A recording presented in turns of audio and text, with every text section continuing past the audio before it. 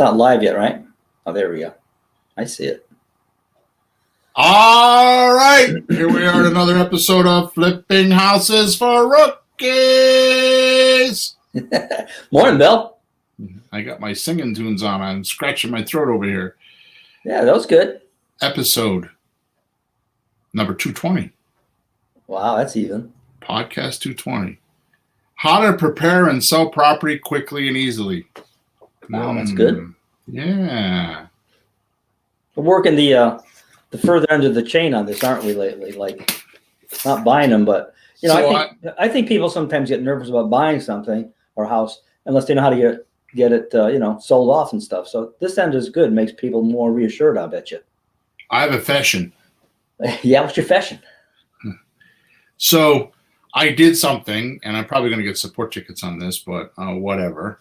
So I did something I thought is cool as shit, Peter. Yeah. Sometimes I have these ideas. Sometimes. Bill, you always have ideas.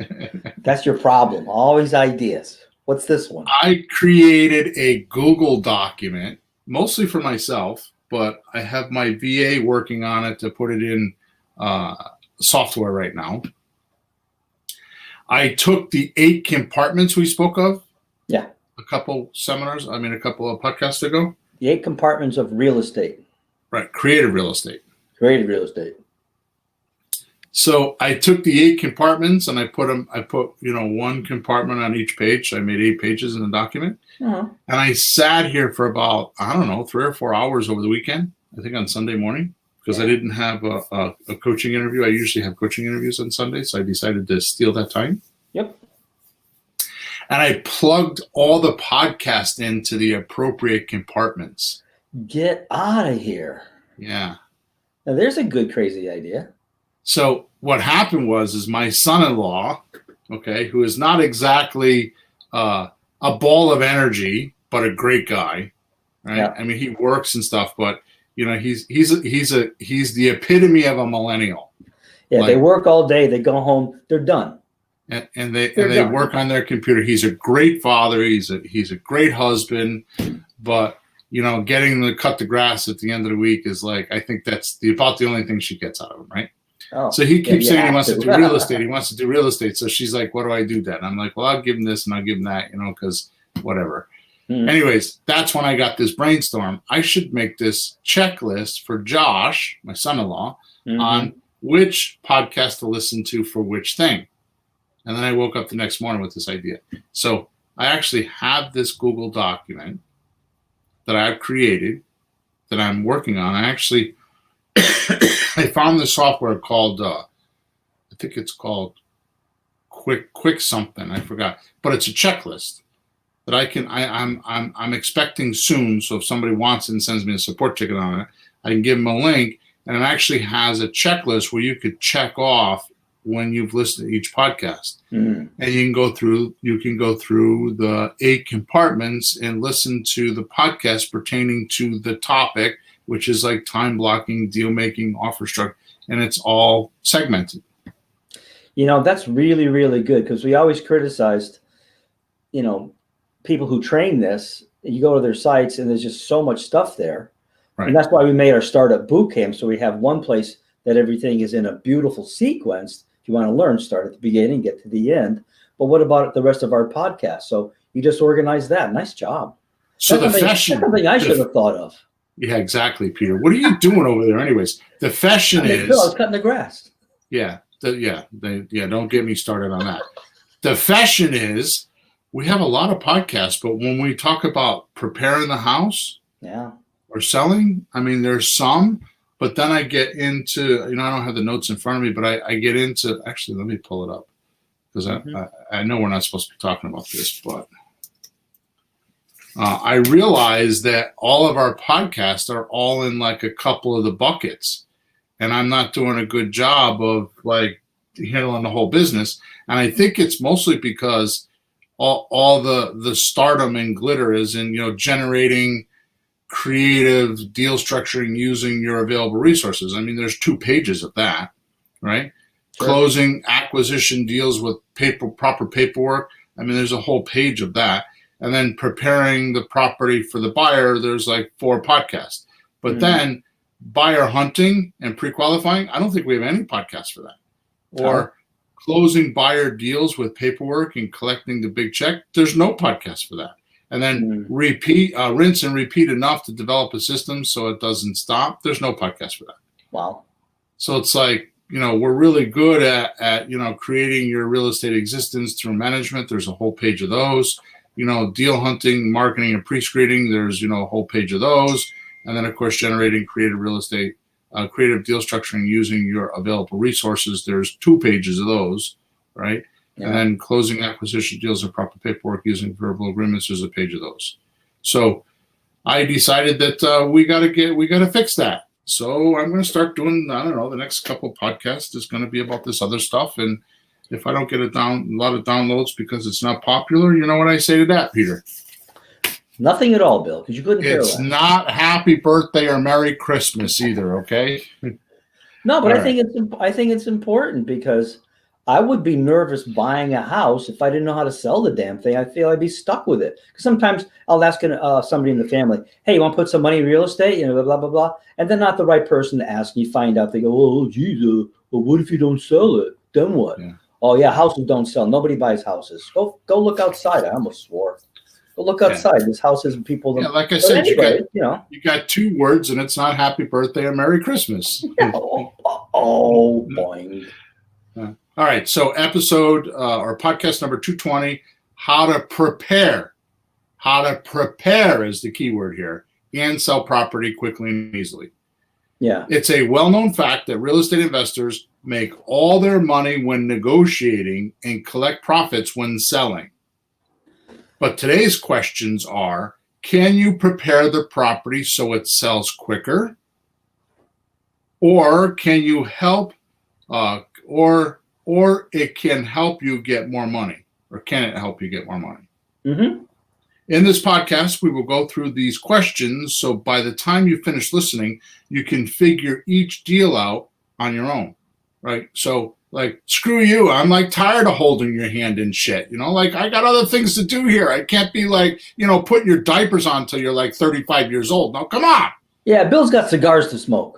I got shit to do over here, man. I didn't keep putting your diapers on. I got people that have been following me for 5 years, and all they do is send me support tickets and kudos, and they never even made an offer. Like, get off your ass. Go do something. Man, oh, man. And hopefully sell quicker. Okay, so let me back up here.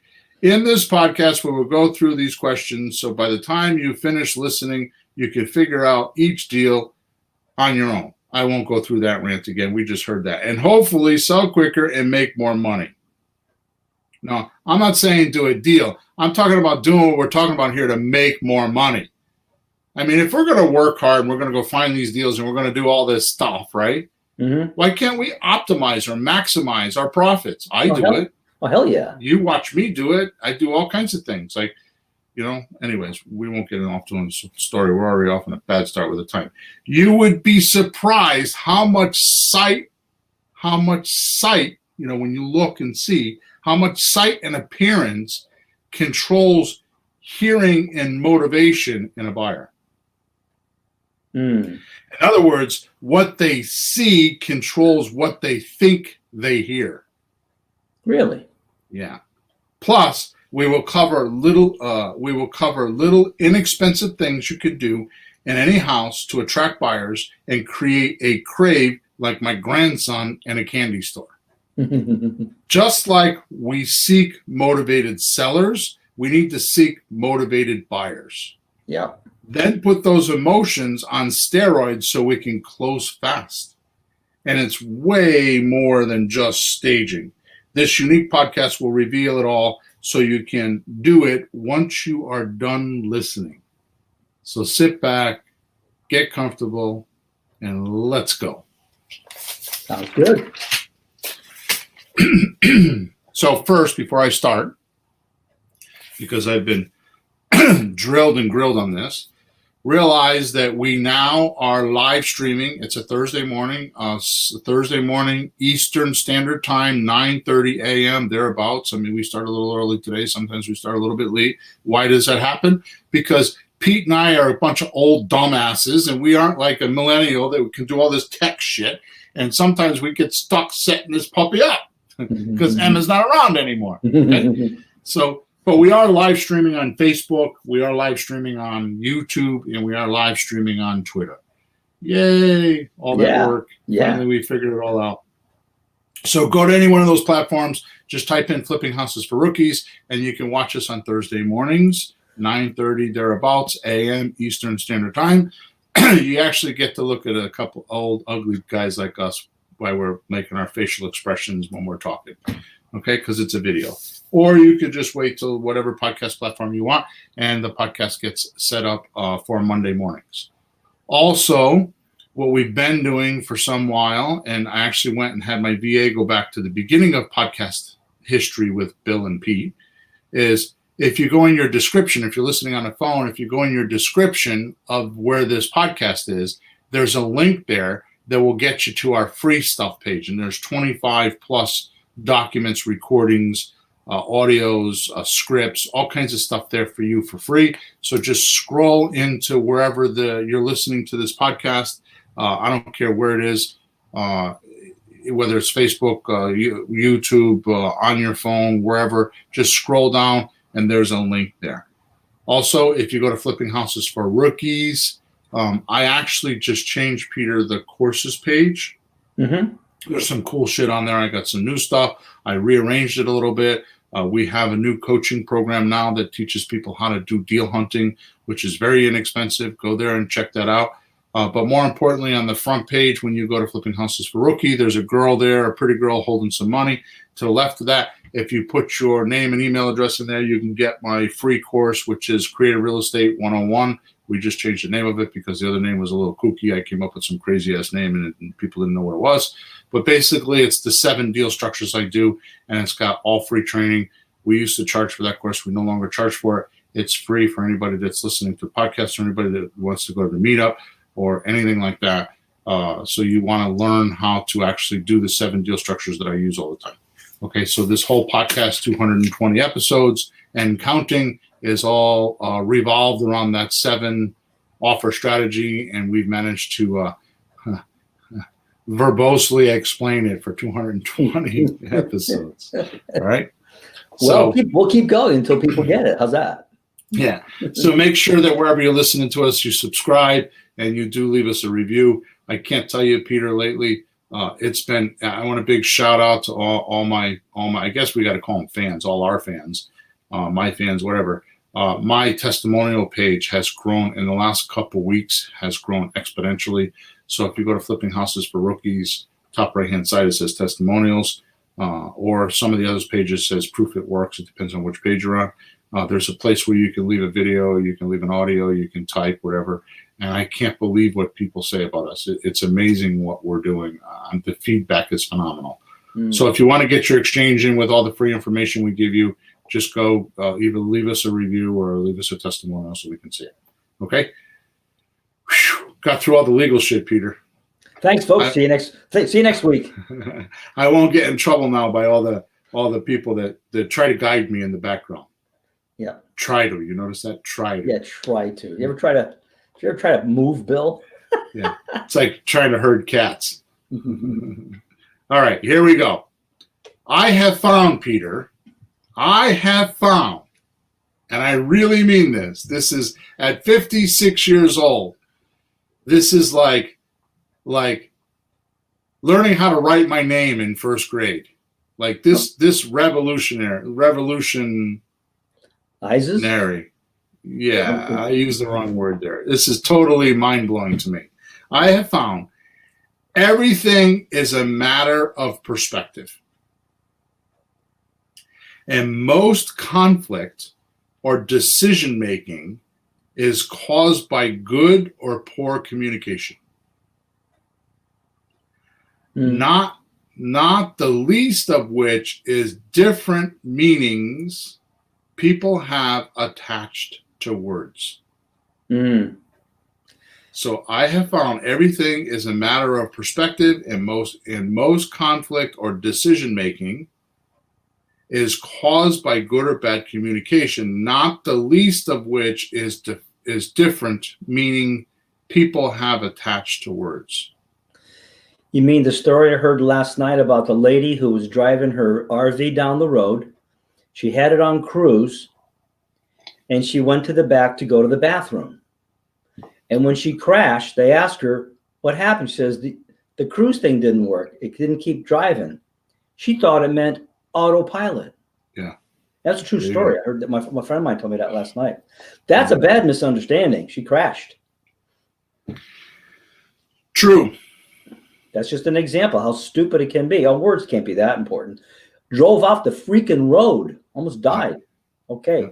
That's my 2 cents. There you go. So I'm going to divert for a second. So I get messages, comments and stuff from the different platforms. So Desiree, no worries. She wants to know where she can purchase last month's meetup, which was spectacular. Desiree, I'd like to publicly welcome Desiree. She has come into Bill's Planet pretty heavy, and she's become a coaching client. So Desiree, when I get a chance later and send you all your stuff, I will send you the link for those meetups, and you don't have to pay for them. Okay? So thank you for being here every week. Thank you for supporting, and thank you. Because she's definitely she should run my fan club right now. So there you go. Well, you need a president. Yeah, there you go. You're supposed to be doing that, Peter. It's part of your hat write-up. What happened? No, I'm part of the fan base. No, the fan. I don't know. I'm on the stage with you. All right. So I got to get going here. We've goofed off too long. We've been on here for 16 minutes, and we haven't said shit yet. So. Yeah, well, now it's 9:30. Yeah. Yeah, now we can start. Yeah. Now we can really start. Oh, hey, Desiree, welcome to the coaching. Yeah. Thank you, Desiree. I have found everything is a matter of perspective, and most conflict or decision-making is caused by good or poor communication, not the least of which is different meanings people have attached to words. But recently, I watched a documentary on how much Hollywood has changed this. It talked about animated films and how the noises and sounds were nothing like what you saw on the screen. Yeah. Desiree said, thank you, Pete. John says, yeah, we're drinking the Kool-Aid. Good old John. For example, there was a movie that had, like an animated cartoon or movie where it was raining hamburgers. They were running, the characters were running down this long dock, and it was raining hamburgers. And when they hit the ground, the hamburgers, they needed to splat to have the right effect, right? So the sound guys and gals used wet rags on wooden floors, not just a floor. They built like this little platform so that it would echo underneath it. Yeah. Right. It would vibrate to make more sound. Right. So get what I'm telling you, because the cartoon character or the animated character was running on a dock out into the ocean. So they built this thing because they needed to have it sound like the dock. Oh, geez, of course. Right. And then they were taking these wet rags and they were splatting them on the dock. So what they had was this big ass TV screen, and they were sitting in front of the TV screen, so they knew when to throw the rags, as the hamburgers were hitting, on the screen, so they could see the screen, and they were developing the sound behind it, right? Then they did some really crazy shit here in this documentary. They had some case studies on an actress moving her mouth. I wish I recorded this, because I would watch it like 10 times again. I can't find it again. And I hate when that happens, because I'll go up for lunch and spend 20 minutes watching TV, and I can't stand watching the news anymore because the politicians killed my reach for anything they're doing, because they are just out of control. Then they did some case studies with an actress where her mouth was saying one thing, and they put a recording on that was saying something else. Right? Yeah. And it was just like one or two words, right? Like I do, or I go, or something like that. And what happened was, when you watch it, you think she's saying what her mouth motions are. Mm-hmm. Like it was I go instead of ugga, or something like that, right? Yeah, I don't remember the word, but so when you watch her mouth, you think she's saying what you want her to say because you're watching her. Yeah. But when they played it back, there was she was actually saying something different, right? Mm-hmm. But your eyes, because you believe your eyes more than anything else, you believe what you see or what you think you see. So the point of the documentary is that you alter your thinking, or you alter what you think you're perceiving with your sight. Then they went into people that are blind and all that kind of stuff. There was one guy that, he was blind he was born blind, and he used to do a ticking, like a ticking noise. And the echo of the ticking would tell him where objects were in a room. Right. So it was like bat radar. You can tell when you're getting close to something. It sounds different. Yeah. That's what they said, bat radar. Yeah. So the point that I'm trying to make here is that, it's an eye opener for me, because the one thing that I never understood, and I completely understand it now, you watch these drug commercials, which I don't stand for, because personally, I don't know why you would want to take a drug for a lifetime. I mean, my idea of a drug is, if I have the flu, I should take some penicillin, and 10 days later I stop taking it because it did its job. Yeah. Why would I want to take a drug every single morning for 20 years and not be any different? Or to subdue my temper, to subdue my anger, or, my mood, or something like that. It's like, I don't believe in that at all. But the point is that if you watch the drug commercials, they're saying all the bad shit, but the film is the guy with the grandson at the park, or they're fishing, or whatever. And I never really understood why. And now that I've been opened, my mind has been open to this concept that you could, whatever you see controls what you hear or what you do, your decision process, because your sight seems to be the strongest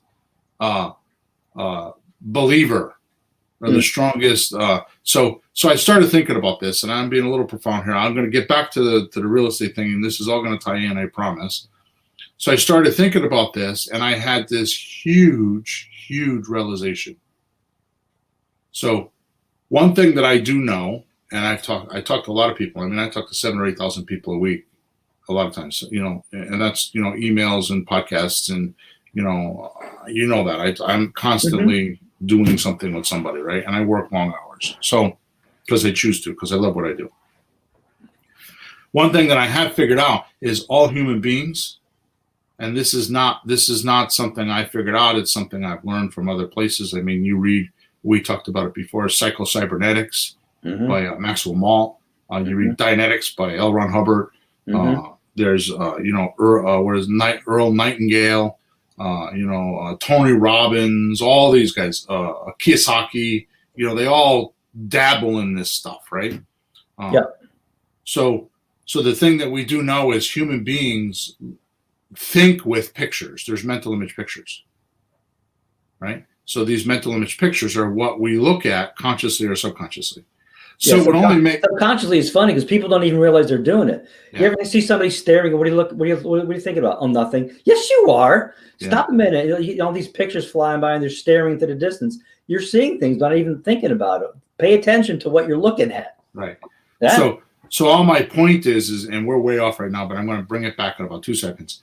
My point is if mental image pictures are what we store based on our experience, like if it was a time track from, when we were in mommy's womb all the way till now, every, second, or every there's 14 pictures a second or whatever it is, are stored in your memory, which, by the way, I don't believe is your brain. It's a memory. Your mind is a different section, but forget about that. And if you read Dianetics from L. Ron Hubbard, you'll get a better understanding of this. Not that he's the end all or be all, but he did a really good job of laying this out. Psycho-Cybernetics is another really good book. They did a really good job of laying it all out. I mean, those two books, two different eras.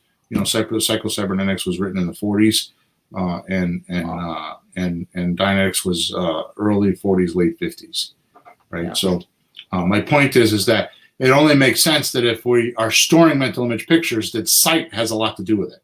Sure. That's my long story here, right? So why am I telling you this today? Because as a marketeer, okay, that I am, right? Because I don't believe I'm in the real estate business. I believe I'm in the marketing business. I don't believe I'm in the, good morning, Reggie. I don't believe that I'm in the money flipping houses business. I don't feel like I'm in the teaching business. I feel like I'm in the marketing business, because the more people I could introduce to my ideas, the better off I am. So I'm a total marketeer, right? And what I have learned is that demonstration is more important than what you say or write. Mm. Yeah, and I didn't know this until I watched this documentary a few weeks ago. Why it all like connected, like a lifetime worth of education, like came together for me. So say that again. Demonstration is more important than what you say or what you write. Yeah. Reggie says, "Hey, Peter." Hey, Reggie. So, well, it's Reg. I don't know if it's Reggie, but Reg. Sorry. So when you're selling a house with no bank qualifying, even though these claims are very true, so many will believe it to be a scandal. Mm. And this is a new problem. This is not something I dealt with 10 years ago. This is new. This is like in the last 5 years. It's worse now. Oh, it's brutal. Wow. It's brutal. Wow. Our buyers are trained in today's society to ignore outlandish claims or not believe it. Yeah. And I didn't even, this was not something that I noticed in my marketing. It was something that I was like missing. It's kind of like, how could I say this? It's kind of like being in a secret society and not being in a secret society. It's like everybody knows something that you don't know. Wow. Right? And that's what this was like for me. And what happened to me is Emma. I mean, she's a complete millennial, and she would sit across from my desk and she would tell me, like, that's a scam, Dad. Like, yeah. I'll give you a classic example. Right now, I am in a group in Israel that I'm making courses and speaking to these people of 1,500 people in Israel, teaching how to buy and sell real estate the way I teach here in the United States. Mm-hmm. And so this guy, Tomar, something like that, was sending me messages saying he had people that had money, he had people. And so she's reading these messages and she's like, and I did a webinar with him. And she's like, Dad, he's a total scam. I don't get a good feeling from him. Right? Had I listened to her, I wouldn't be where I am now, because at this particular point right now, they're recruiting me or trying to recruit me to be there because they teach how to buy and sell the renovations, rehab, retail. Yeah. Right. And these guys got money. They got a bunch of dough over there. Right. Yep. And they teach how to flip houses in the United States virtually. That's crazy. From Israel, they're flipping here. And they got a 9-month program, and it's quite a bit of dough and, all that kind of stuff. But here's the thing. Once they teach the flipping aspect, they have realized that there's more to that. Mm-hmm. So they're asking me to be their advanced teacher with all the creative stuff. They're like sucking up all this creative stuff. They like know some of it exists, but they don't know how it works. Yeah. So they're asking me to do that.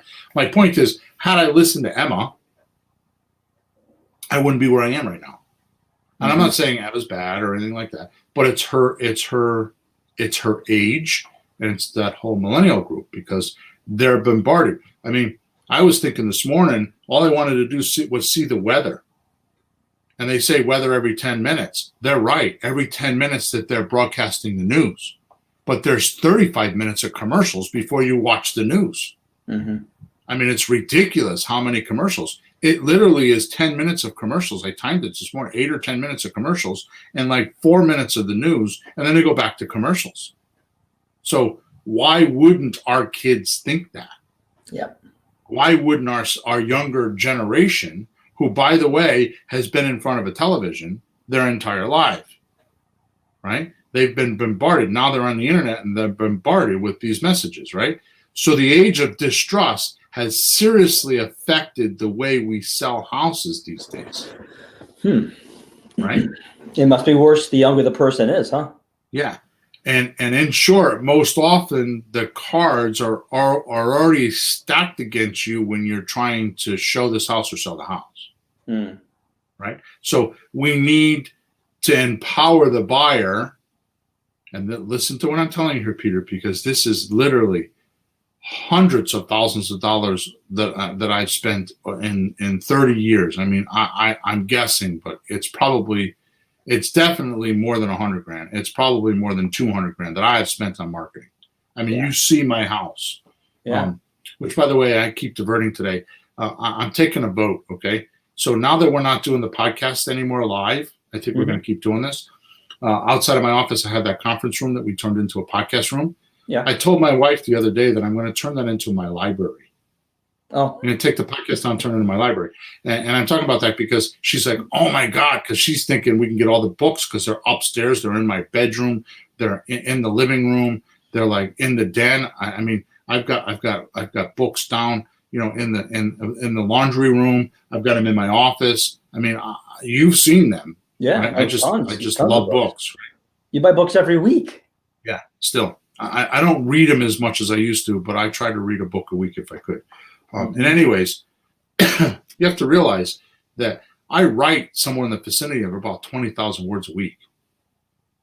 Right? So that's emails, that's the podcast, that's articles, that's, and I do that in my part-time, because I still run renovations and I still buy houses and I still talk to sellers and I still do coaching. So I don't know how I do it all, but I do it. My point is that one thing, and I'm trying to get my point across here, that listen to what I'm telling you, because this is with all that training, and it could be more, but with all that training, I'm going to give you this piece of advice when you sell a house. Okay. All this background is behind this statement. Okay. So what you need to do is you need to empower your buyer to discover this amazing way that you're going to lease to them. So if you set it up so it looks like they found it by accident and they discovered it.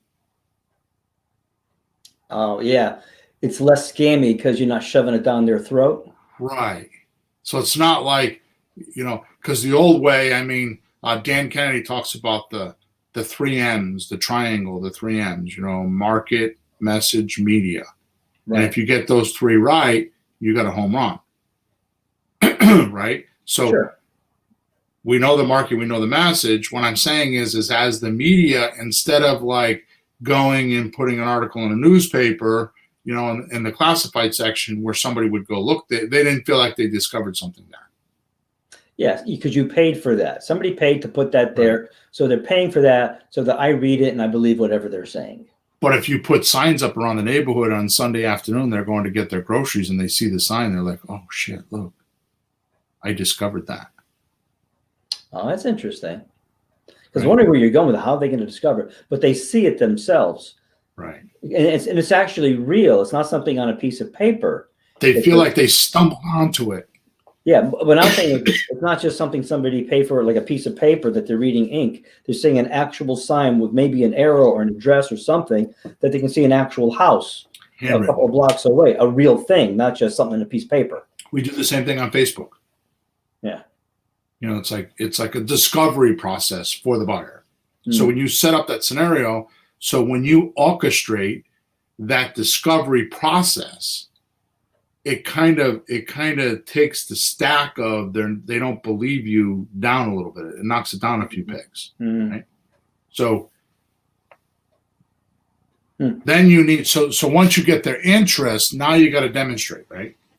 Right. So here's how I use the little system, which you're aware of. I have one video that I made a bunch of years ago, and we should do this on the next house that I do. I should, like do this, but I don't know why I never do. But so here's how I use my little system to do all this, to kind of like shed this skepticism and this like, oh, this is too good to be true stuff, right? Right. So I set the house up for success. Okay, because what you see is what you believe. Mm-hmm. Right? And if you stumble on it and you see it, you start to believe it. Mm-hmm. It's like, I found this by accident. This guy didn't send me a mailer, or, he's not, whatever. It's like, I found this by accident, and then you go check it, and they're doing their discovery stage, and they're like, wow, this could be true. Right? Mm-hmm. So here's what I do. Okay.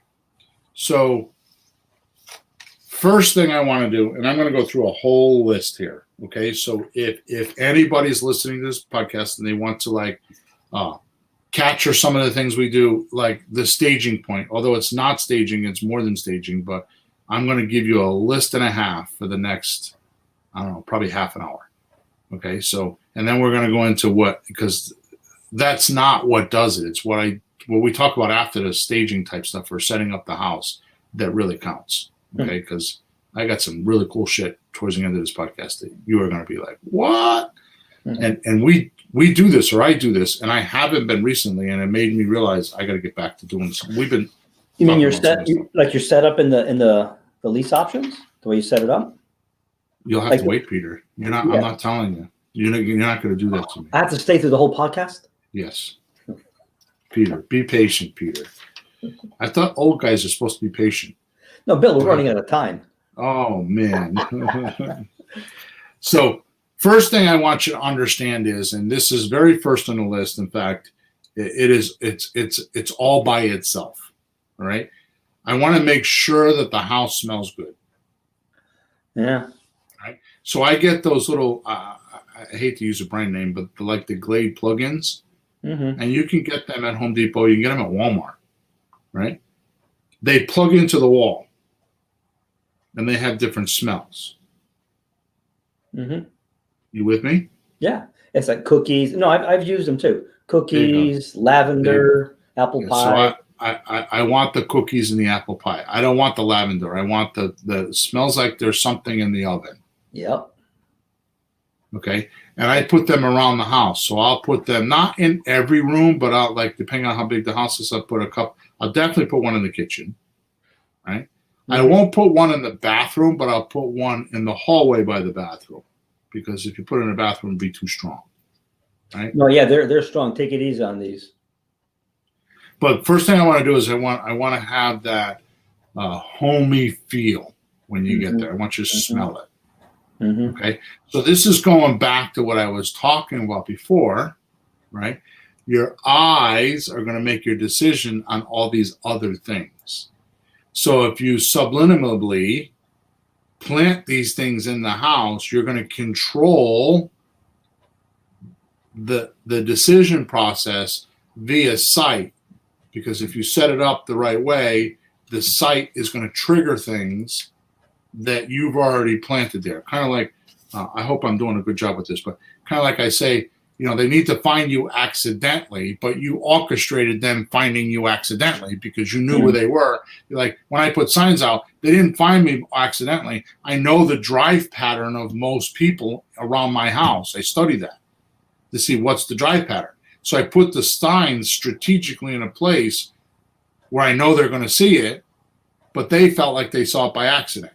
They stumble onto it. So when you're in the house, you're doing the same thing, right? So what you're doing is you're placing things and doing things so that they can trigger their imagination in a positive way. So it's like they're discovering things as they go through the house, right? So they're having ideas of like how they could mock the house up or set the house up or design a room, because most people don't have much of an imagination.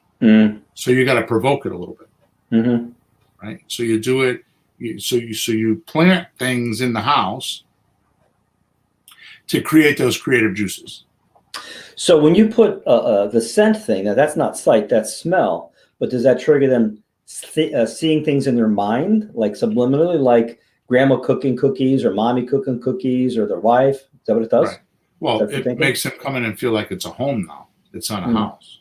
Because a lot of this stuff, Peter, you do most of it. You do a much better job at some of this stuff than I do. And back in the day, I did a much better job. I had people working for me, and I was very chauvinistic. I still am to some degree. I'd make the girls go in. I used to tell them, girls go in and girly it up. You know what I mean? And that's how I learned, because I paid professional girls to go in and girly it up. So, the stuff I'm talking about, some of it I do nowadays, some of it I don't. But I had tremendous success, and I was a jerk about it, because I would hold the girls that designed my houses or staged my houses at the time. I would hold them accountable to my results, like how fast I would sell. Mentally, because I would keep statistics. So it's like we go into one house and we would test blue bed spreads, and then another house we would try a different color. Yeah, I mean, I was a pain in the ass. Okay, I don't do that stuff now, but I was a pain in the ass. Okay, so staging is a minimal. When you stage, it's minimal. Okay, most overdo this. They put too much stuff in the house, right? The purpose of staging is to provoke imagination. So you only need to do simple things. Like, and I'm going to give you a whole list, like a chair in a room, right, with an end table next to it, a doily on it, a lamp, and a picture. So you could have a 25 by 25 foot room, and in one section, like between two windows or in front of a picture, in front of a sliding glass door where the sun comes beaming in, you could have this chair with an end table and a light and a doily and a picture on it. And it completely takes an empty room and triggers the imagination on, oh, I could put the couch over here. I could, they can envision that. Sure. Same thing, like we have had some houses where the master bedroom is pretty big. So you could put this same type of a mock-up in the corner of a bedroom where it envisions you like getting up in the morning with your pajamas on, having a cup of coffee, sitting at the chair, reading a book. Yep. Now, the likelihood that most of our sellers are going to do that is close to nil, but they like to think that they want to do that. Right?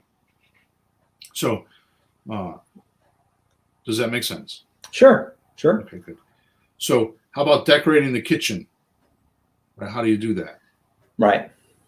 So, I know what I want to say, but you do a lot of this, so why don't you talk about it? Well, as you were talking and making it feel homey, when I stage, the only rooms that actually have anything in them inherently is the bathroom and the kitchen. Every other room is empty, so you have to put something in those.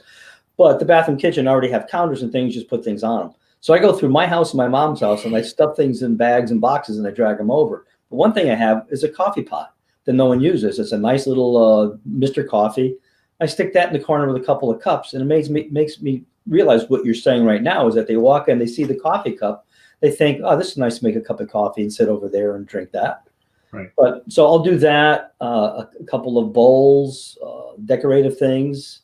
Right. So to Peter's on the floor. To Peter's point, we're going to go over all that. But to Peter's point, right? The evaluation process when walking through the house is they go into a bedroom and there's nothing there. They go into another bedroom and it looks like the first bedroom. And then they go to the third bedroom and it looks like the first two. So there's nothing there unless there's holes in the wall. But when you renovate a house, the hardwood floors look all the same. The trim looks all the same. The doors look all the same. Everything looks the same. So it comes down to the kitchen and the bathrooms are going to be different. So inherently or instinctively, they evaluate the house based on the kitchens and the bathrooms because that's the only thing they can evaluate on. Like, for example, for example, when we're negotiating to buy a house, the seller only knows how to negotiate the money. They don't know all the other negotiating tools they have, like the term and the monthly payments and, like all that kind of stuff. I'll throw in a lawnmower, they don't think of all those other things to negotiate with. Right. So this is on the reverse side. When they're negotiating or they're evaluating, they only have just the kitchen and the bathrooms like it's got a 3-car garage. Or the other thing is, which I realized when I wrote this, Peter, and we never talk about this, the other thing that's a variant is the landscaping. So you have the landscaping, you have the kitchen, and you have the bathrooms. Or kitchens in the bathroom, whatever type of house it is. Bathrooms. Right? All the rest of it is just like whitewash. Once you've seen 1 or 2 rooms, you've seen them all. Right? Now, the other thing that you could evaluate with is like, because we do a lot of ranches, you could have a family room downstairs. Right? So that's another thing. Okay. So what we're trying to do is we're trying to stop that step where they skip through that. Oh, I've seen this room. I've seen that room. What we're trying to do is we're trying to get them to actually mock up in their head, right? Oh, this could be Susie's room, the daughter. This could be Jonathan's room, the son. Because there's certain things in the room that would provoke them to imagine that, right? Because they're looking at it, and the smell is just cementing all this stuff together. Okay, so I want to get that. So another thing is soap and a towel in the bathroom.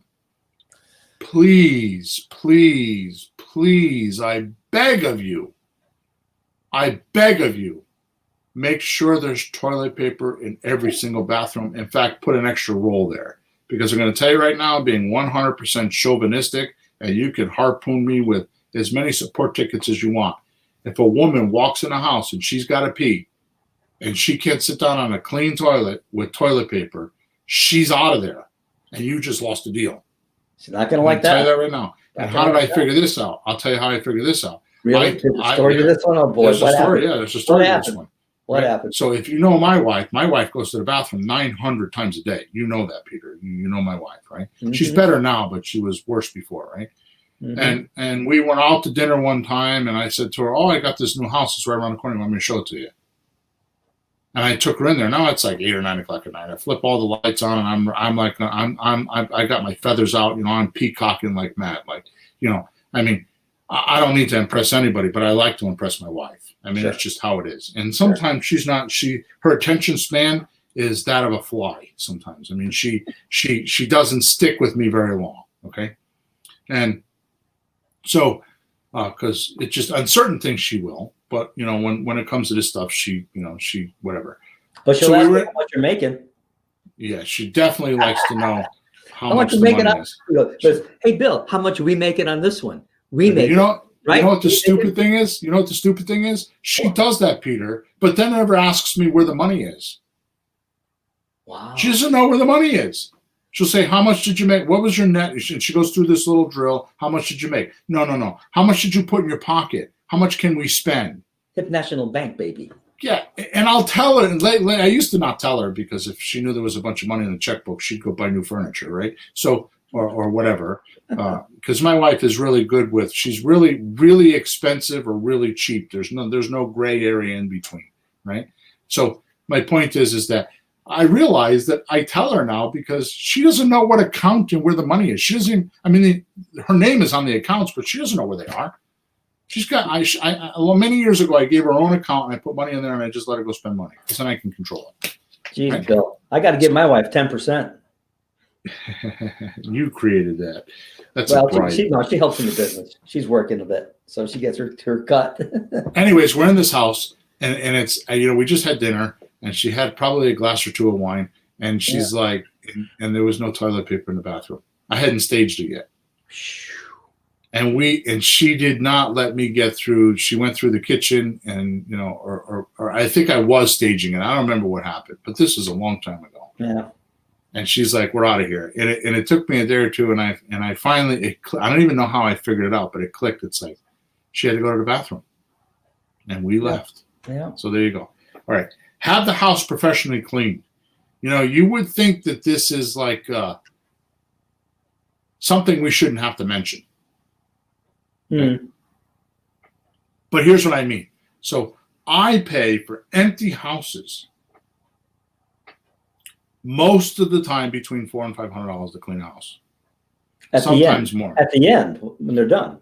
Before we're talking about getting the house ready for the buyer. Yeah. Okay. So no furniture, none of that. $400 or $500. Well, how come? Well, here's why. I want all the windows cleaned. Okay. And oh yeah, by the way, if the windows aren't vinyl and they can clean them easily, I seriously consider putting new windows in. When I'm going through the renovation process, if they're not vinyl, if they need a ladder to go outside and clean the outside windows. Yeah, because they can't open them and clean them from the inside. Okay, gotcha. It's part of my consideration of whether I should do windows. I do that first, and then the next thing I do is I go on the front steps and I look to the left and I look to the right and I look in the neighborhood and see what kind of windows they have. And if the majority of them have new vinyl windows, then it's a no-brainer. If it's 50-50, then I stumble on, like the house I'm doing right now, I'm like, it's a big fat should I, shouldn't I? We call that a Q&A, question answer. Should I, shouldn't I? It's a big fat, like, whatever. Maybe. Yeah. The stupid thing is they're not expensive. I mean, that's a stupid thing. I mean, a couple $100, $250 a window, you know what I mean? So 10 windows is $2,500. In the big scheme of things, I mean, my kitchens are $8,000 or $10,000. Why am I, bitching about $200 to $2,000, right? So yeah, because there's a lot of windows, and the thing is, you look through them, and no one wants to see the dirt and the gunk and the cloudiness or the bad window pane. Right. No, they don't want to see the window; they want to see outside. Wait till we go move on. So watch this. Well, mostly it's the light coming in, right? So we want light coming in. All right. So when they're cleaning, I'm going to have them clean windows inside the cabinets.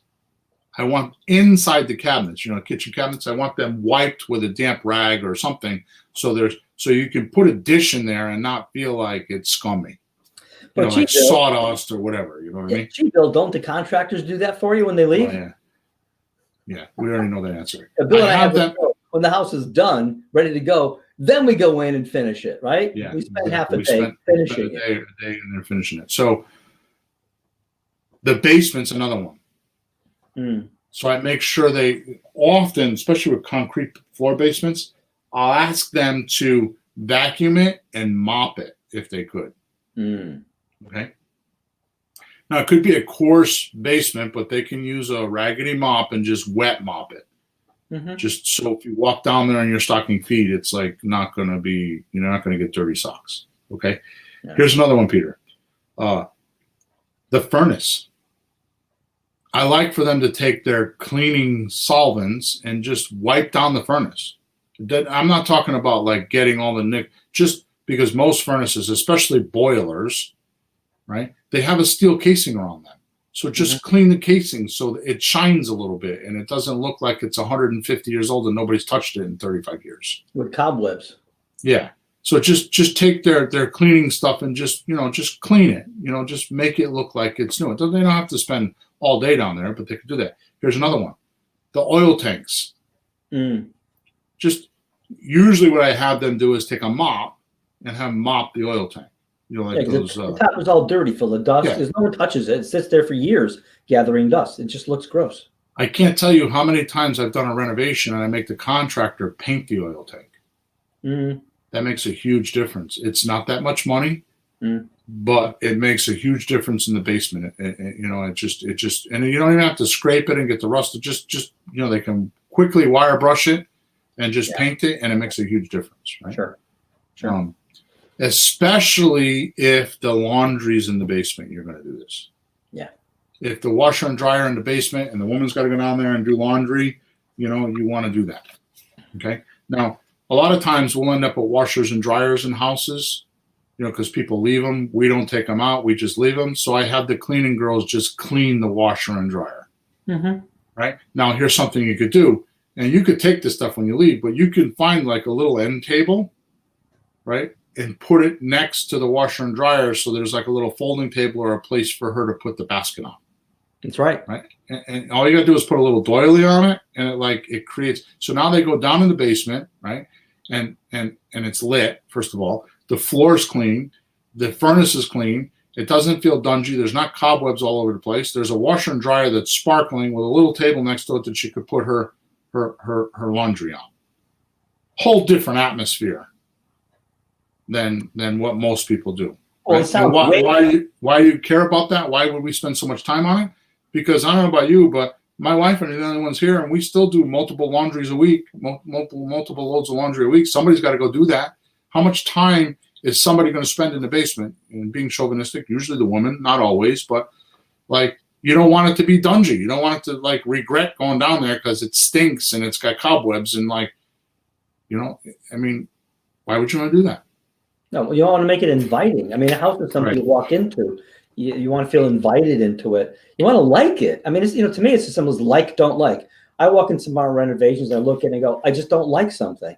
Right. And it may not be something that even you want to do sometimes, but it'll bother me. So I'll just go do something once in a while. Yeah, you go behind my back and charge on Home Depot and then send me a bill and then ask me if it was paid. No, son of a bitch. The stuff that I do. What do you mean, no? No. Yeah, I just got a bill the other day from the apartments. I didn't even know. You spent $100 and something dollars. I don't even know about it. I don't remember. You don't Listen remember. to you. Yeah, you wish. You would. When it comes to money, I remember. All right, Peter. I'm ashamed to say. I am ashamed to say this, and you could jump in my shit right now. It's your turn to give it back to me. What up, Bill? Ready? Yeah. Light bulbs. Oh, hell yeah. I can't believe for about 5 years I didn't do this, and I didn't even realize I wasn't doing it. And then I had a couple of years ago, I had this big realization oh my God, I couldn't sell this house. And all I did was put light bulbs in it and illuminate it. I remember that I house. sold it 3 days later. And I'm telling you, yeah, I put light bulbs in it. And you're like, really? You didn't think of that before? You know what I mean? I go in a house and have those cheap, shitty, crappy fluorescent bulbs. They're curly, and I don't even like the way they look, and they're gross. They're just gross. I get rid of all those and put nice lights in and just brighten the place up. I had a kitchen. I have a condo with a small kitchen, and I bought this massive 4-bulb light. It was like $59. It's a beautiful light, though.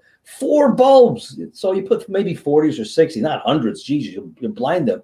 But you walk in, it's like, and it looks so much bigger just because of that. It's silly. You make it a tanning salon. That's right. You lay down under it, come out, we get a little tan. See my tan? It's from the light. Light bulbs is a big thing. Make sure that the rooms are illuminated, right? Yeah. And if it's a room that doesn't have lights, like some of the houses built in the 70s and 80s, they put switched outlets on them. Yeah, for lamps. Put a little coffee table in there and a lamp on it, so when they flip the switch on, there's a light in there. Yeah. You know what I mean? It doesn't have to be much. By the way, Peter, where are we going to get all this shit from? I get it from my house and my mom's house. Right. Well, most people may not be able to do that, but you can go to places like Odd Lot and Walmart and, these overstocked websites that we have. You don't have to spend a lot of money. I'll tell you, a perfect place to do it is yard sales. Sure. Just hit a few yard sales up and you just start accumulating this stuff. Yeah. And then once you get enough, you just move it from house to house or you store it somewhere. Right? Yeah, we will hit Walmart and just get some really colorful towels, floor mats for the bathroom. And it just looks pretty. You go to Walmart and you can get, like a floor mat set for $15. You know what I mean? Mm-hmm. Anyways, how about this one? Decks. Outside decks. Just put some flowers on there. You're good with this, either on the railing or in the corner. Just put some color there, especially in the fall. Get some of the oranges and the yellows. You go to Home Depot and get those. You know what I mean? And they're nice. You put them on the front steps. You can put flowers on the front steps, right? Yeah, this time of year, if it's fall, I put pumpkins. Yeah. I'll go in my garden. I'll get 2 pumpkins. I'll stick it on the stairs. Then if it's Christmas, what about Christmas? What do we do? So I'm going to get to that in a few minutes. Okay, go ahead. Okay, so the other thing is if you have a big yard or you got a swimming pool, suppose you got a big yard, we just looked at a house that had 2 acres of land, right? Yeah. So you got a big yard. Why not put a couple lawn chairs out there with a table? Mm-hmm. Just a couple lawn chairs. Or if you got a big deck, put a couple lawn chairs on it with the flower in the corner. Mm-hmm. It doesn't have to be, I'm not talking about, $2 lawn chairs. I'm talking about a couple decent lawn chairs that you could probably find in a yard sale somewhere. Right? Yeah, you're not talking about $1,000 patio set either. No. Just a couple lawn chairs just to provoke. Chairs. Yeah. Two pretty colored resin chairs, the plastic, yeah. the pretty colors. They just, a lot of houses are like a lot duller now. They're white and grays. Yeah. And, everything's kind of dull. So I always use colors because it's just, to me, it's just boring. Another thing is garages. Make sure I have my cleaning girls go out there and I have them clean the garage. I have them vacuum the floor. Sometimes I'll have them mop it if it's painted, right? Mm-hmm. But just clean the garage. Make sure the workbenches are wiped down and they're clean. So that when you go out there, it doesn't look like a dungeon, right? So we've been appealing the woman with the bathrooms and the smell and all that. Now we got to do something for the guy, right? Like we got to get him to buy into this. So, if we could put a workbench in there, if there's a workbench there already, a lot of times what I've done in the past is there'll be a workbench in the basement. I'll have the guys bring it up and put it in the garage. Mm-hmm. Sometimes I'll have them paint it gray. It takes somebody, an hour to paint the workbench, and you just put it in the corner and it's nice and clean and nice, it's light gray, and it's like the guy can think, oh, I could put this on there, or I could do that, or whatever. You know what I mean? So you want to do that. You're giving me an idea here. When people buy a house, they're rarely new. They're always used. And who likes used stuff? So when you just paint an oil tank, or you paint the workbench, or you clean really good the washer and dryer, it looks more like it's new because nobody really wants to think of somebody else grubbing hands all over their stuff. You'll change the toilet, new toilet seats, brand new toilet. So it's new for them. Who wants to set up somebody else's business? With that, I have to go back and actually admit that I just lied to you. You did? Yeah, I just lied to all of you. So the truth of the matter is even though I do buy some rugs and the towels and stuff like that from Walmart, believe it or not, the best place in the world to get staging from is the houses you buy. I'll buy the house if you leave the end table. I buy the house if you leave the couch. I'll buy that, you know what I mean? Yeah. Or you buy houses that have shit in it already. Like we bought a house in Clinton. The lady was a writer and she had 200 books. You keep 20 of the books and put them on a bookshelf somewhere in a staged house. Yeah. You don't care what the books are. Just, clean them with a rag and put them on a bookshelf with a couple bookends. We found some bookends and you just stage with it. Mm-hmm. So when you're buying houses, you'll end up with stuff. What was this, George Carlin skit with stuff? You got to buy more houses and you got to have storage, and it's hysterical. Keep your stuff. Yeah, keep your stuff.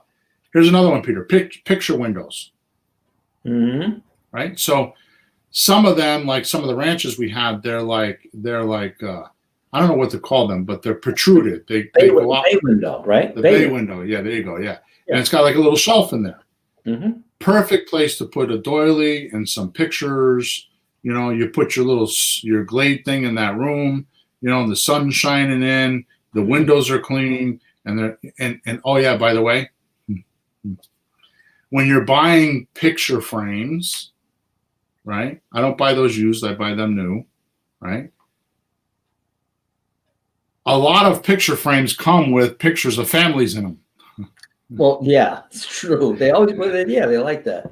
So just buy those ones at Walmart or wherever you're going to go that have those picture frames with a family already in them, because you don't need to put pictures of your kids or anything like that in there. You could if you want, but just buy them with, when you buy the picture frame, buy them with, the mock pictures in them already, and just take them out of wrapper and put them on there. And that's what it's just enough to make the imagination.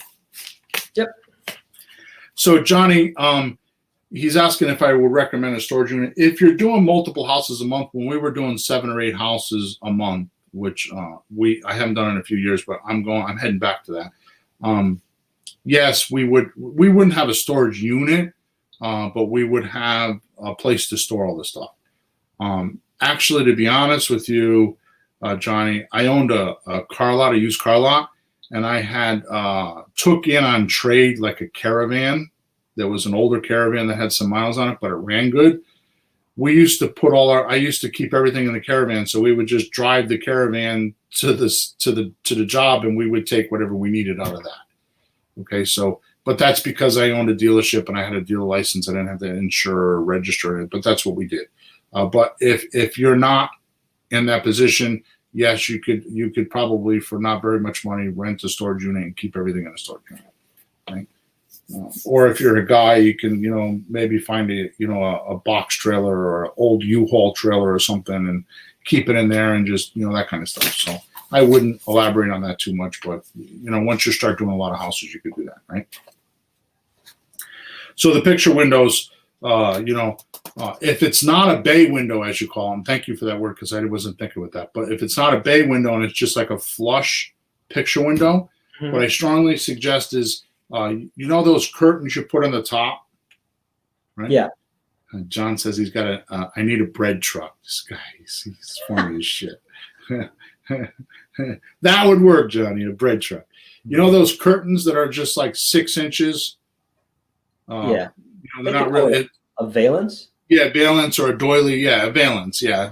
So just get a curtain rod and put a valance on there, not a very expensive one, a cloth one. And just put a valance over the picture window in a living room, and with the windows clean and it's light. And then what I like to do is put a picture on each side of the window. So the left of the window and to the right of the window with the valance on top of it. It captures the hominess of the living room. Yeah. Right. So yeah. It just works. Okay.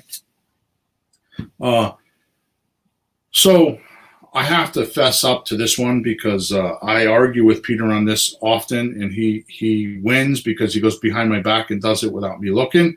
Those I spend my own money on. Those I do. Yeah. Okay. Yeah. Okay. Fireplaces and mantles. He does good. The last house we had a fireplace and a mantle, and he put pictures on it and some Chotsky type stuff on there, and again, you don't fill the mantle. You just, strategic place, like to the left, you put a picture there with a candle. That's all you need, and maybe a doily on the right side. You know what I mean? It doesn't need to be a lot, but it's just enough to make it look like it's not empty. Okay.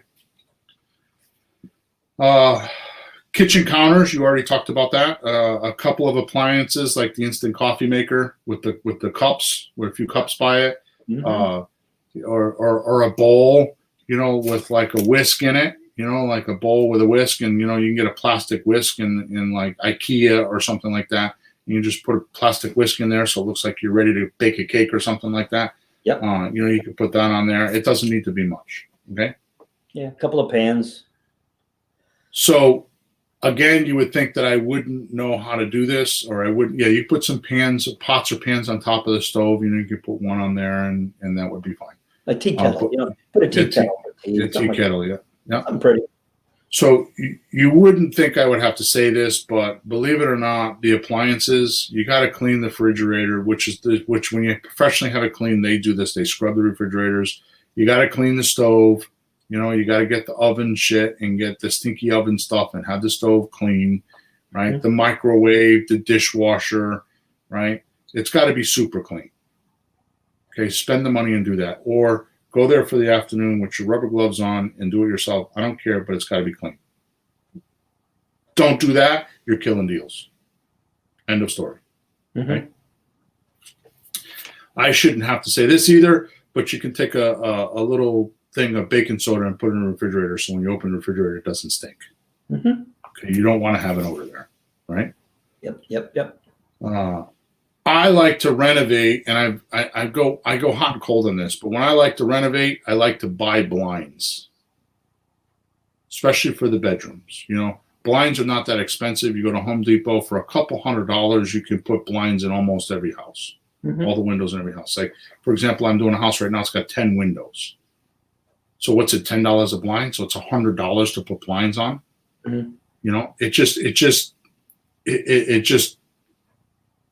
It's one of those things that they don't have to do when they move in. And again, being chauvinistic, a woman's going to want that because she's going to want her husband to put the blinds up, or the boyfriend or whoever to put the other half to put the blinds up, and he's going to be like, because he's got to move and all this other shit that he's got to do, and she's going to. It's one of those things that will get left undone, and never seem to really get done when they move in. Yeah. So for not a lot of money, you can go to Home Depot or Lowe's or any one of those places by you and just get some blinds and put some blinds on there. Okay. Makes a big difference. A big difference. Okay. And don't go crazy with the big wide wood blinds and all that stuff. Just, the little plastic ones are $10, $12 a piece. And probably Walmart has them too. I don't know. All right. So just put blinds on there. Right. It's a great effect. Okay. Well, imagine a bathroom or a bedroom without blinds. You need the privacy. Right. Those are very private places. Kitchen, and maybe not, but even the living room, like front of the house, people looking in. Put the lights on at night. People can see you. You can't see them. It's a little weird. Yep. All right. So moving on, garden beds, weeded and put mulch in them. We were just talking about this the other day. You like to, and I'll give you a second here so you can rant about it, but you used to like it was your own house. You would go buy all these flowers and decorate them and make it look real nice. So what happened is, it's not a lot, but you just try to make it pretty, have some flowers. So it's like, oh, let's buy this house. It's pretty. And then you drive by like a year later and it's all weeds. Like they couldn't care less. It's like you get the impression, I get the impression that they lived in an apartment and are just not used to it at all. And they just don't care. We just drove by one of yours, though, and they had done a super job of adding to it, mulch and flowers. So you know what? They're going to do what they're going to do. 1 out of 10 is like that. Right. They're going to do what they're going to do. Just nice mulch, maybe a pot on the front. You take the pot with you when you're going. I don't know. Right. But don't overdo it because they don't appreciate it, basically. Right. So, so just a couple flowers. And like you said, if you're going to put flowers in there, put potted flowers in there in the garden bed. Don't plant them. Put potted flowers in there so you can take them later if you want. Right. Take them home. Or I've had this happen a lot, and you got to be careful with this because you got to make sure you talk about it when you're talking to your buyers, which we're going to do other podcasts on this the next couple of weeks, like, how to find buyers and then how to negotiate with them and all that kind of stuff. We're going to work on some of this stuff the next coming weeks. But one of the things that you're going to want to tell them, and you have to be specific with this, is the staging comes with me. Yeah. Right. Or you use it as a closing tool, or you charge them for it. I mean, I've had people that paid me $1,000 for all the staging. Or I had a couple one time wanted to buy the staging, and my stager who owned it all said no. Right. Because it was too hard for her to find it. They closed with me and immediately went to the house and stole all the staging after they bought it. Get out of here. I had to pay for the staging. Oh, crap. Yeah. And I was closing on that house. It was like an actual closing. It wasn't a lease option. And you couldn't prove it, I imagine. No. Shit. It cost me like $2,500 or something like that out of the closing. All right. When it snows, plow the driveway, shovel the walks. I suck at that, but plow the driveway, shovel the walks. You want them to be able to get in the house. Okay. If not, then it sets the pace of the sale derogatorily or negatively when they got to walk through the snow. Well, what's worse than snow? When it starts to melt and becomes ice, they can't get up and down. That's the real nasty part. It'll turn to ice. Make sure the grass is cut and it's weed whacked. In our properties, when we hold them, we do them bi-monthly, every 2 weeks. Like even our apartments, I mean, it cost me like $70 or $80 a month to make sure the grass is cut. You just hire a service, just let them go out there and do it, and just send them their money, because for $70 or $80, you don't want to blow a deal, do you? You know what I mean? So just get it done, right? I like to have on the table lamps that we were talking about, whether you put an end table lamp. I like to put some of those, especially in the entrance. I like to put some of those on timers, so that like especially in New England, like this time of the year, it's going into the fall. The clocks change, and we all that weird shit that we do with the clocks, and 4:30 at night it's dark, right? So I don't want them to walk into the house dark. So I'll leave a hall light on, and I'll in the living room and now pay attention to what I'm telling you here, because this is a Bill weirdism. Okay. So I'll put a light where I want them to go, because they'll go towards the light. So like if I want to show off like the living room, I'll put the light in the living room. Or if there's a grand room like off to the kitchen to the left or something, I'll put the light over there, so it'll attract them to that room first. So I'll try to put the light, or put a light in a room that will suck them in. You know what I mean? So it's not always can happen that way, but I'll try to do something like that, so it'll attract them to that room. Right? I'm going to show off my best room first. Sure. You know, I want to fall in love quick. Right? Good. So to your point, Peter, Christmas time. You know, put a Christmas tree in there. You know, and you don't have to get a big full Christmas tree, but you could get like an end table and get one of those little ones like at Walmart. You know, 3-foot Christmas tree with some lights on it, and just plug it in. Or like you do, Halloween time, put pumpkins there. You know, or Easter, put some bunny rabbits and some, a bowl of candy there. You know what I mean? I mean, just it doesn't have to be a lot. Just, you know, put a bowl of candy there and say, take one, and they will, or the kids will. When they're there, the mother will let the kids have them. You know what I mean? Yeah, I think it brings the house alive. You know, it's not just a house; it has a connection to the real world that's going through a holiday, and it just makes it more alive. Right. You know, I just thought of this, and I've never done it. In fact, I'll probably do it the next house. You know, I go to Costco's, and you can buy the box of those like chocolate chip cookies in the packages. There's 3 of them. For like $10, you can buy a box of them. Just buy a box of those and just put them on the kitchen counter, and just take one. So, like I said, when the mother's in there and the kid's hungry, she can give them some cookies. Sure. You know what I mean, I've never done it. I just thought of it, and I will do it the next house. Right. It's worth a shot. Hey, Bill, worst that happens is we wind up with cookies in the end. There you go. Or when we go there, we eat the cookies. That's right?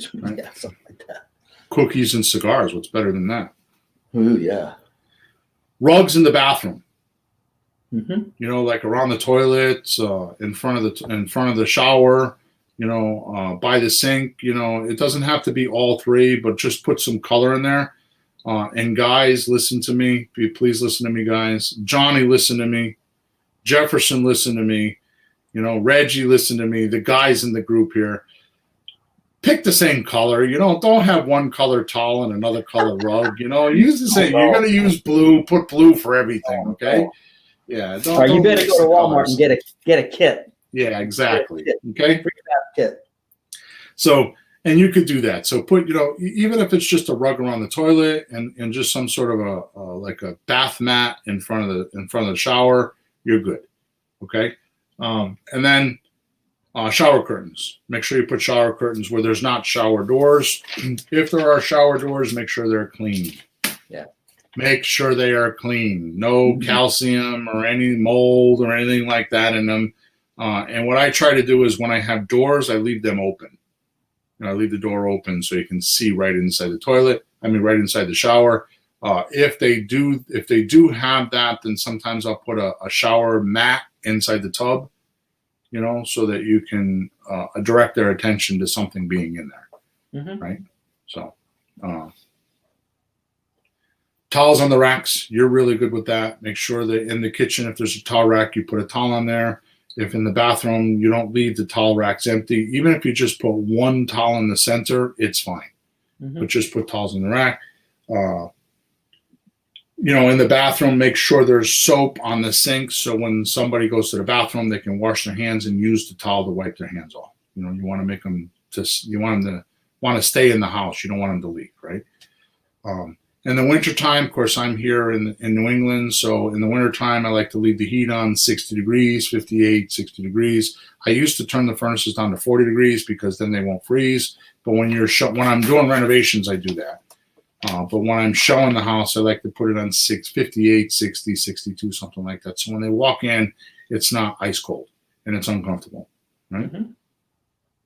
Put some books on bookshelves if they have any. You know, a lot of times in the living rooms, they'll have built-in bookshelves. put a picture in there and a couple books, like I said, 4 or 5 books with 2 bookends, on the bigger shelf, so that there's some imagination there, right? Sometimes we'll put, and this is not all, I haven't done this recently, but for a very long time I did this. We'll get a blow-up mattress, a bed mattress, like a queen size mattress or something like that.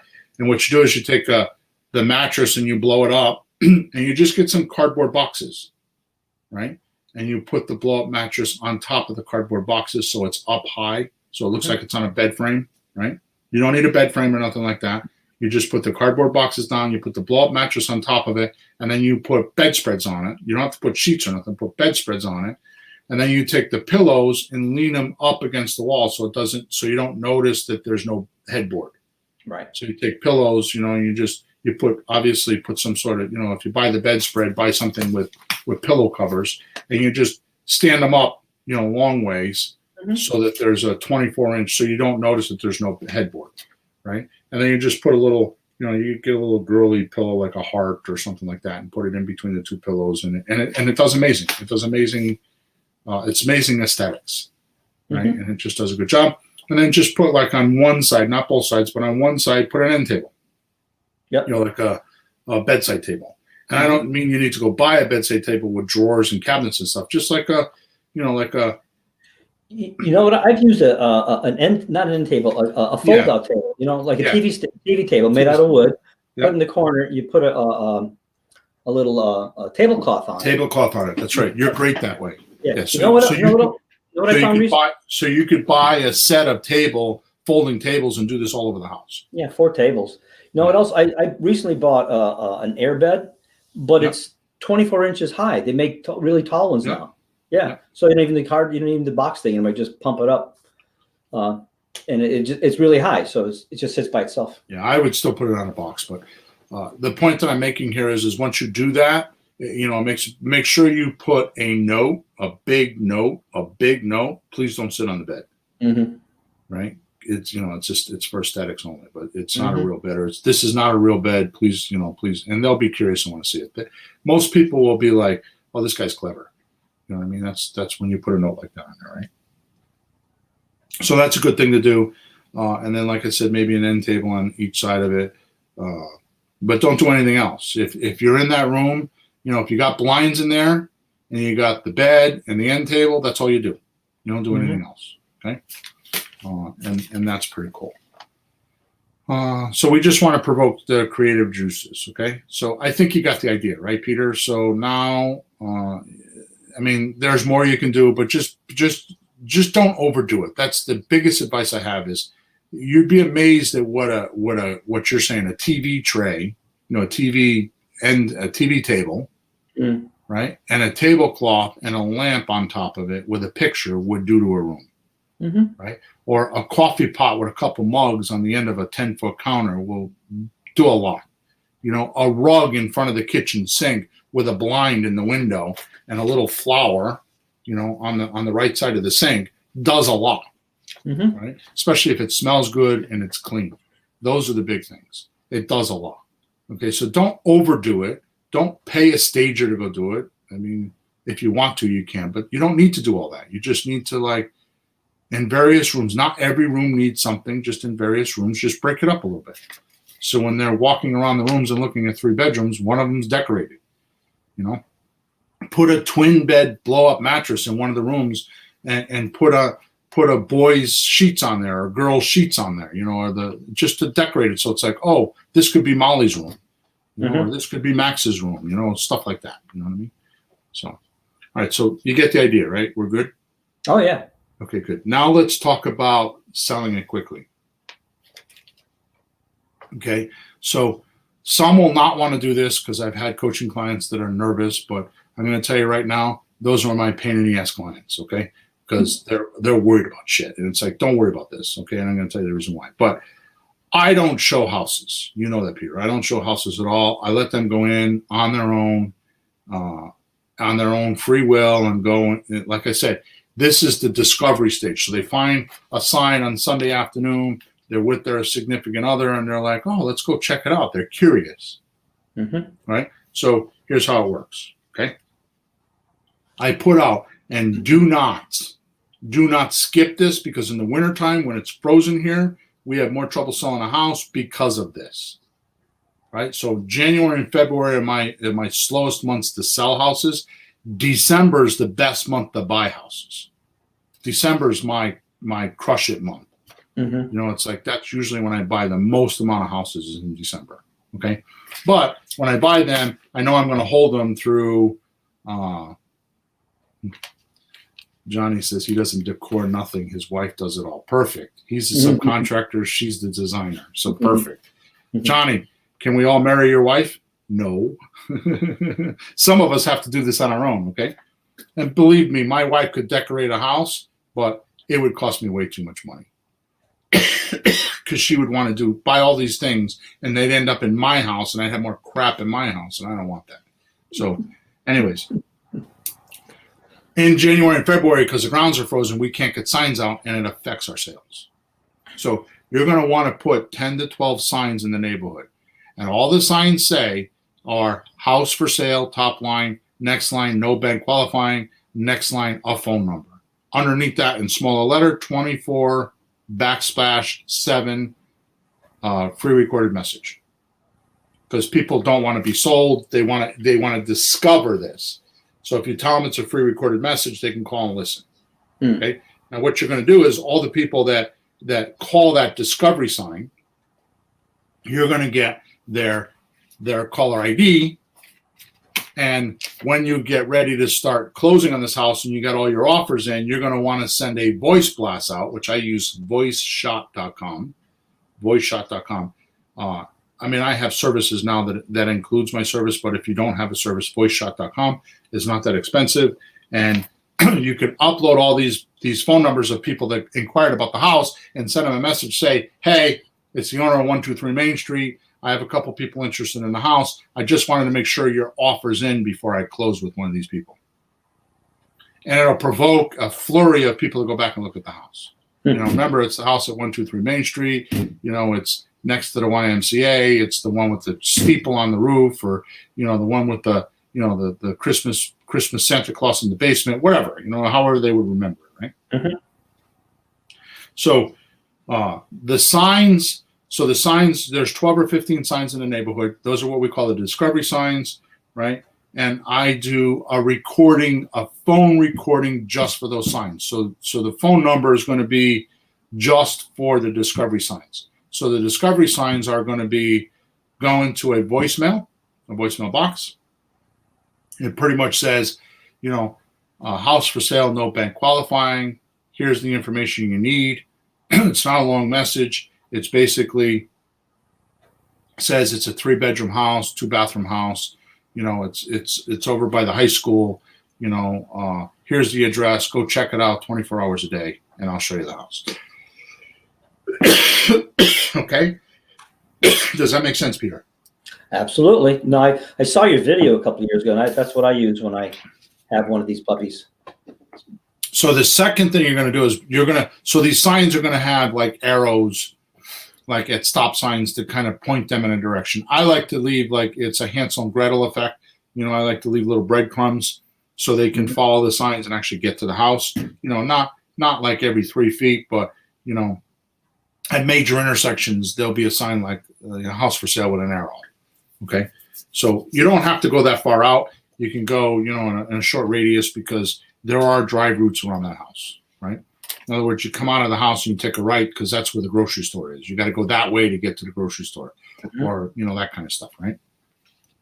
And then the second sign, or the second voicemail that we're going to use, is at the front door. When you get to the house, there's a sign that says, if you're this close and want to get in, call this number. And all it says is, hey, I really appreciate it. Just so you know, we record who goes in and out of the house, or we know who goes in and out of the house. We keep track. So please make sure that here's the lockbox code. Please make sure you close the lockbox code, put the key back in the box, and shut the door, shut the lights off. And if you don't, we know it was you, and we're going to call you and ask you to come back and do it. Okay, something like that, right? So if you're really nervous about this, letting somebody in the house, it'll cost you a little bit more money. But what you can do is you can go to Amazon. You can buy one of those Ring doorbells with the camera in it, and you can put that doorbell right on the front of the house. You're going to have internet access, so you're going to have to pay $30, $40, $50 to have internet in a vacant house.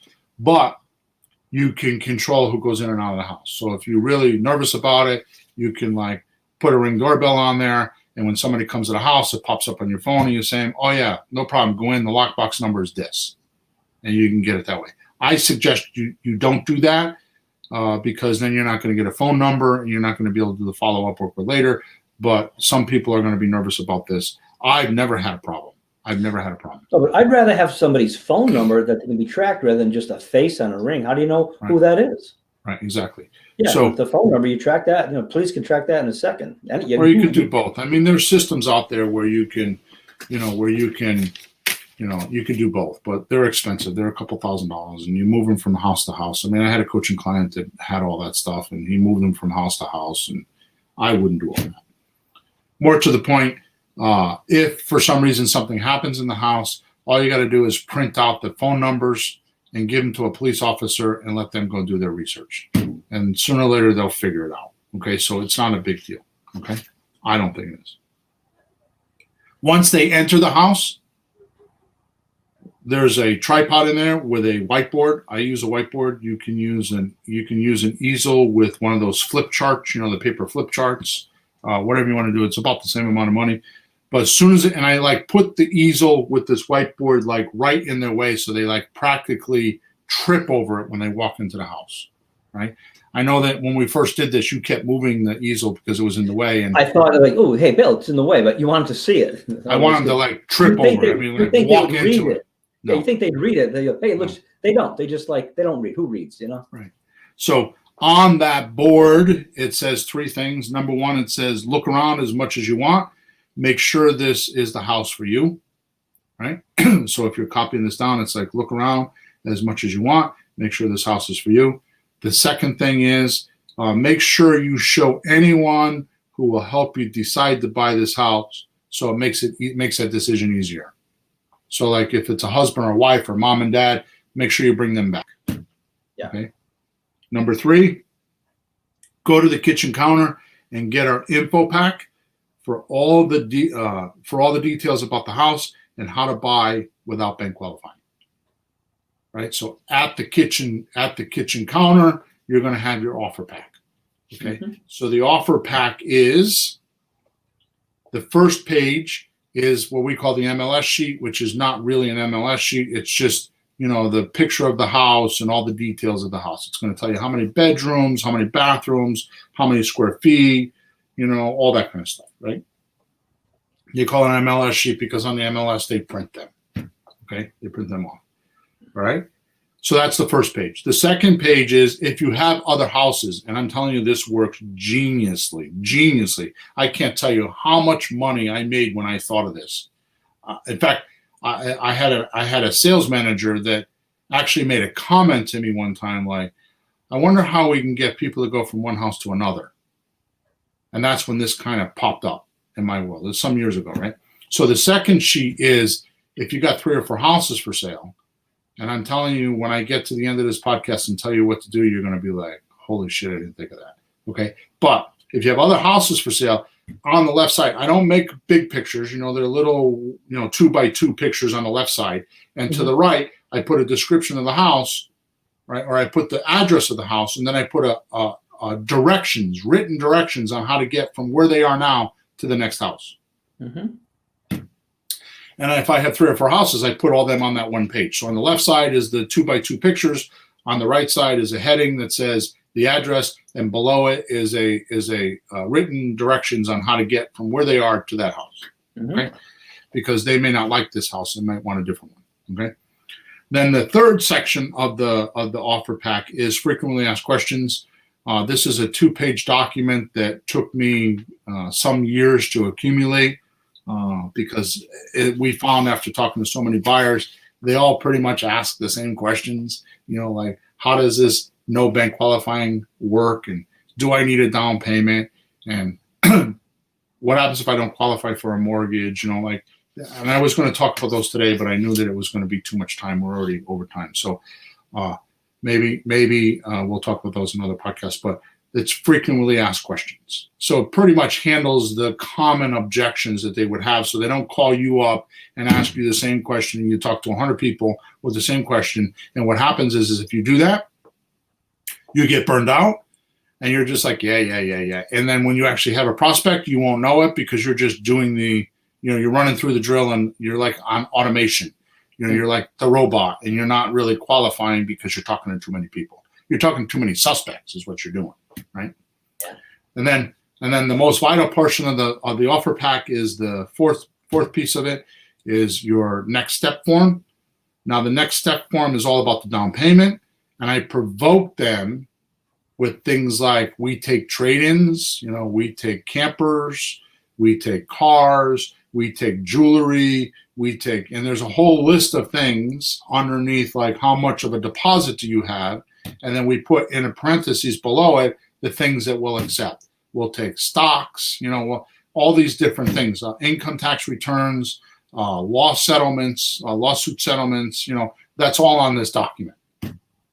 And all we're trying to do is create a conversation with them so we can find out where they plan on getting the money from. Okay. There's questions on there like how much money do you have available? How much what's the most you can pay per month? You know, all that kind of stuff. And then we'll ask them questions like, like they'll put down, they have $8,000 for a down payment. And one of the questions is it available now? Because they'll say we have $8,000 and it's January, but they got to file for their taxes and won't have until February or March. Right?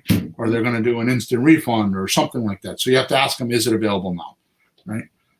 And then the last section of the pack is a short application. It's a 2-page application. Quite frankly, the application is bullshit because the only reason why we want the application is in case there's a problem later and they don't pay us. We want to know who their friends are, who's their cousin, who's their sister, who's their father. So we can call them and say, yeah. So we can call them and say, hey, have you heard from Johnny recently? I'm his landlord and I haven't heard from him. And you can do your research later. Okay. The only thing that we do get on there is their social security number. And I take it, in the beginning, I don't do this, but before they move in, I take an application on everyone that lives in the house. So if it's a husband and wife, then I need an application, husband and wife. If it's a mother-daughter, mother-son, I take applications on whoever. This is going to be their mailing address, and whoever is going to live in the house, I take a full application on. And I do background checks.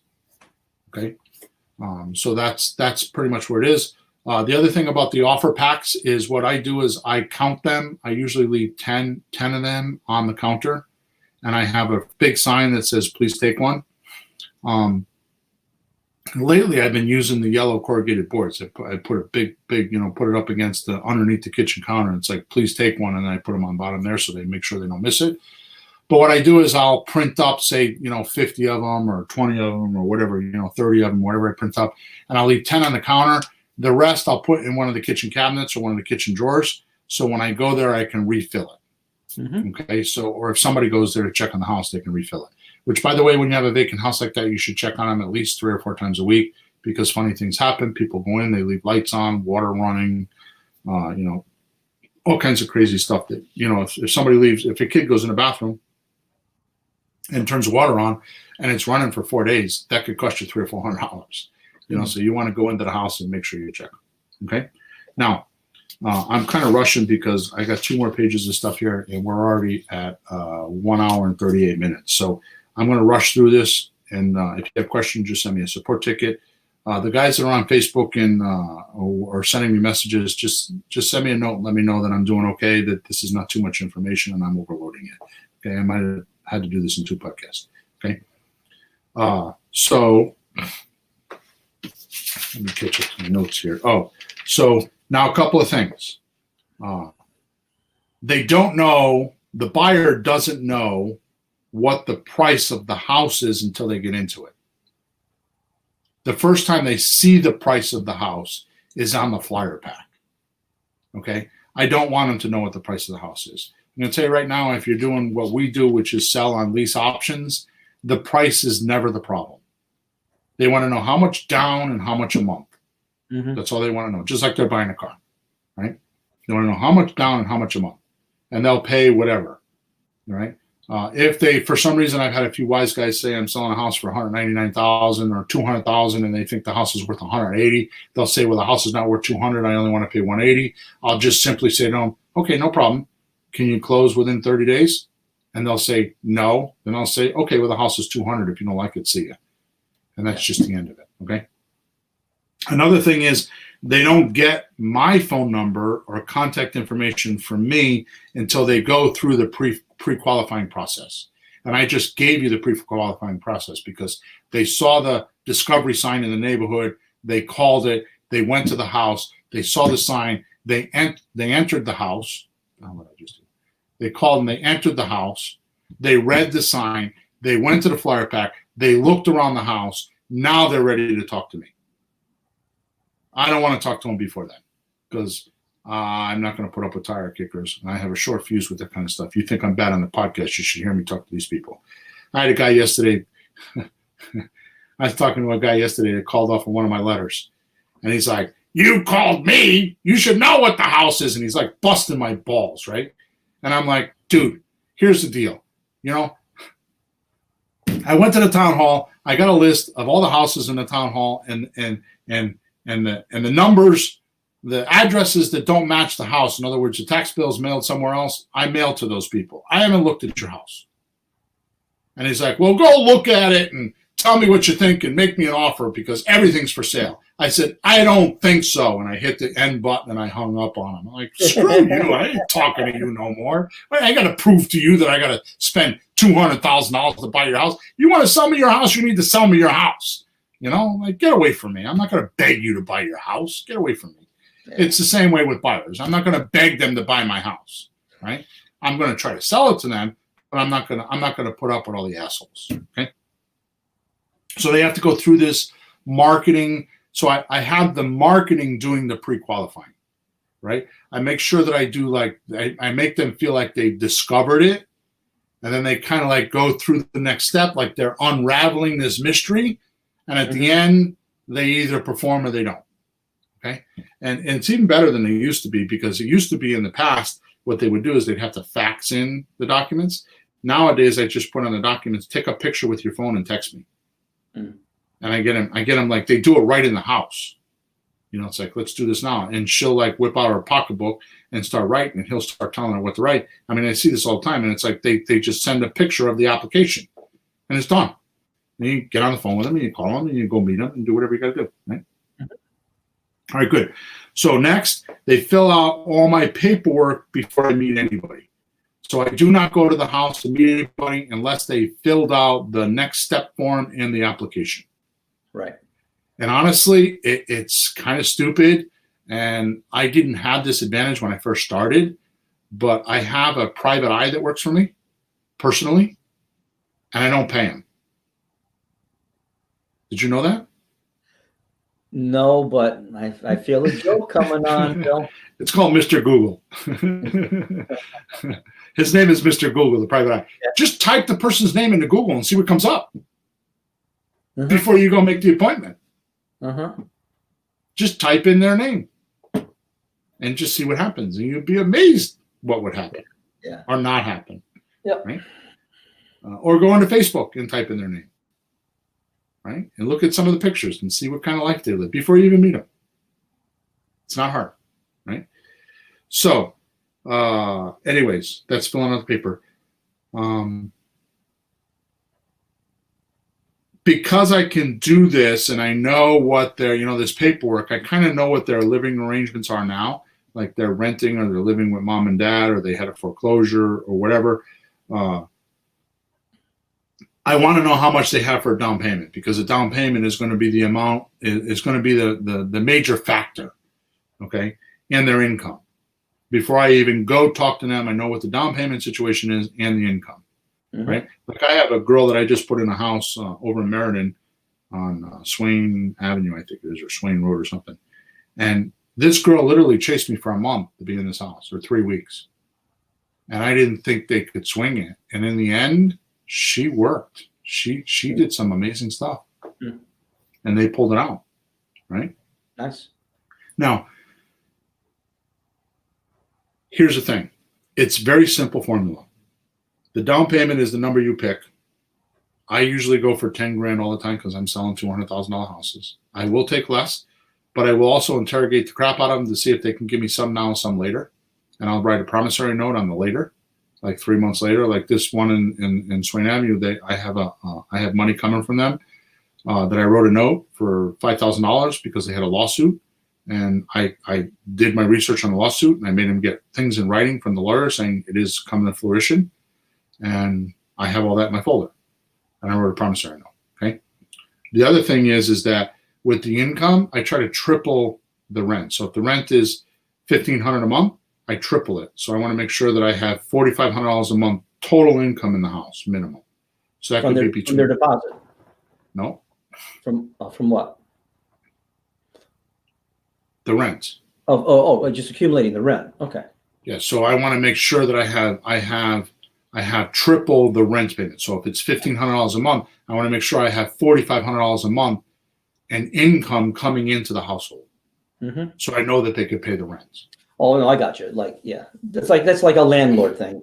Somebody wants to rent it. I had somebody call me, want to rent my place, and he made like $400 a month. Like, no. Right.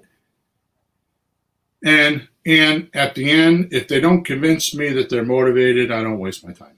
Mm-hmm. So it's just like when you're dealing with sellers, if they're not motivated or you don't feel like they're motivated, then stay away from them, right? Mm-hmm. So the other thing is I take multiple deposits. I have a document that costs me about $6,000, and no, you're not getting it unless you're a coaching client. It's not even in. I don't even think it's in my documents section. It might be. I don't remember, but I have a document that costs about $6,000 and allows me to take multiple deposits. So. And I'm talking about, substantial deposits. I'm not talking about $100. I'm talking about $1,000, $500, $1,000, $2,000 deposits. And then we accumulate those deposits over several weeks, and we decide who we want to put in the house, who's the best candidate. Mm. And they know that we're doing that. They know they have to compete. Okay. One of the best things in the world that you could do, Peter, and I'm not even going to talk about this today because we're 20 minutes over as usual, is to create an auction environment. Mm-hmm. So what I've done in the past, and I haven't done it in a while because I don't need to, but you advertise like crazy for 2 weeks that you're going to do an auction between 11 a.m. and 12 a.m. on Saturday, or 12 p.m. on Saturday for 1 hour or 90 minutes. And mm-hmm. they can go look at the house, and when you get there, basically what you do is you get 3 or 4 people that are serious in the kitchen and have them fill out the applications and the deposits, the next step form in the application. So just by the sheer presence of 4 people filling out paperwork, they're going to give the higher numbers so they can win the auction. And the auction is pretty much who can pay the most deposit and who can pay the most per month. And that's the mm-hmm. auction. It's not the auction of the price, it's the auction of the deposit in the money, right? So, but it allows us to take multiple deposits, okay? The biggest benefit to this whole process, and here's the magic that I've been promising the whole podcast. Mm-hmm. Imagine you collected all these names of people that were interested in your house. Yeah. They're actual buyers, right? They're looking. Or could be buyers, right?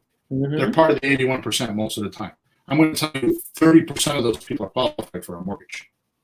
Mm. Okay. So if you gathered those names, 20 names, 30 names, 50 names, 100 names. Mm-hmm. Then when you walked into a seller's house, right, trying to buy it or acquire it, and said, I have 10 people qualified to buy this house, or 50 people or 100 people to qualified to buy this house, and they're ready to go, right? Would that build confidence in you?